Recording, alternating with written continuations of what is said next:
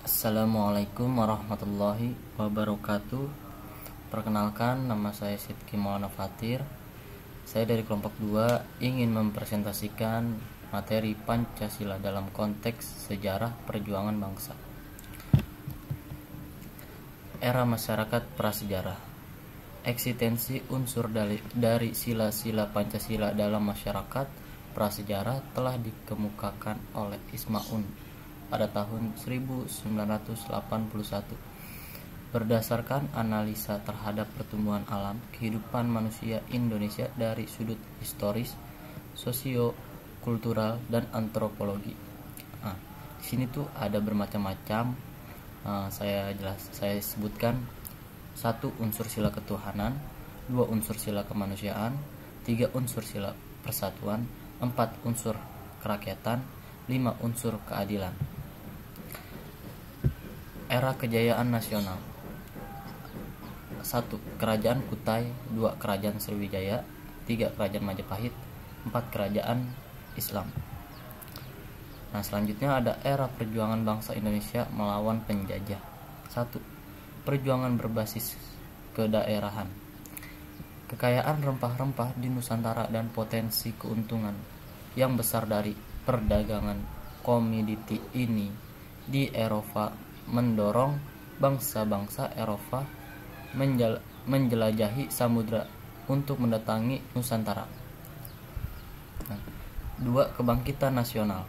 Menjelang akhir abad ke-19, pemerintah Hindia Belanda menguasai hampir seluruh Indonesia. Perlawanan Aceh dan Lombok baru dapat dipadamkan menjelang awal abad ke-20. Perlawanan dari abad ke-17 sampai abad ke-19 tidak mampu mengusir penjajah Belanda karena tiadanya persatuan kesatuan terpisah-pisah sporadis mengakibatkan perlawanan dengan kekerasan senjata tidak selalu berhasil. Nah, penjajahan Jepang tanggal 7 Desember 1941 meletuskan Perang Pasifik dengan dibomnya Pearl Harbor oleh Jepang dengan serangan kilatnya menduduki daerah-daerah jajahan sekutu, contohnya Amerika, Inggris, Prancis, dan Belanda, termasuk Hindia Belanda. Tanggal 9 Maret 1942 Jepang masuk ke Indonesia, mengusir penjajah Belanda. Nah, proses perumusan Pancasila.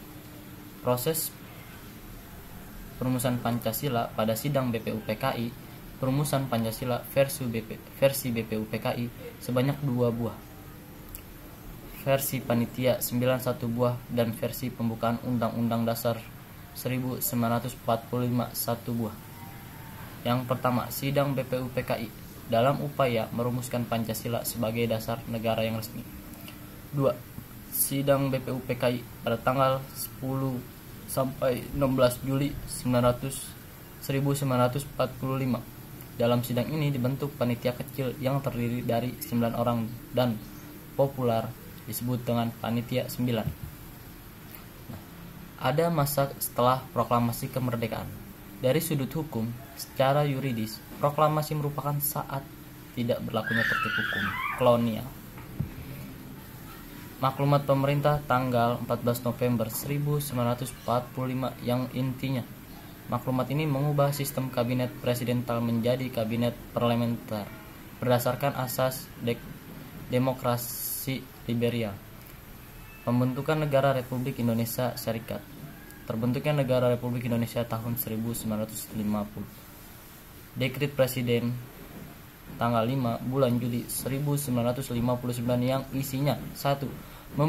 Membubarkan konstituante, 2. Menetapkan kembalinya Undang-Undang Dasar 45 dan tidak berlakunya kembali Undang-Undang Dasar 50.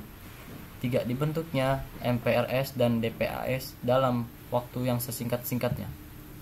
Nah, ada masa Orde Baru. Orde Baru yaitu suatu tantangan masyarakat dan pemerintahan yang menuntut dilaksanakannya Pancasila dan Undang-Undang 45 secara murni dan konsekuen. Munculnya Orde Baru diawali dengan aksi-aksi dari seluruh masyarakat antara lain Kesatuan Aksi Pemuda Pelajar Indonesia, Kesatuan Aksi Mahasiswa Indonesia, Kesatuan Aksi Guru Indonesia, dan lainnya. Aksi tersebut menuntut dengan 3 tuntunan atau yang dikenal dengan tritura. Adapun isi tritura tersebut sebagai berikut: 1. Pembubaran PKI dan ormas-ormasnya. 2. Pembersihan Kabinet Dwi Kora. 3. Penurunan harga barang. Mungkin itu saja yang saya presentasikan dari materi Pancasila dalam konteks sejarah perjuangan bangsa. Sekian, wallahu muwaffiq ila thoriq. Wassalamualaikum warahmatullahi wabarakatuh.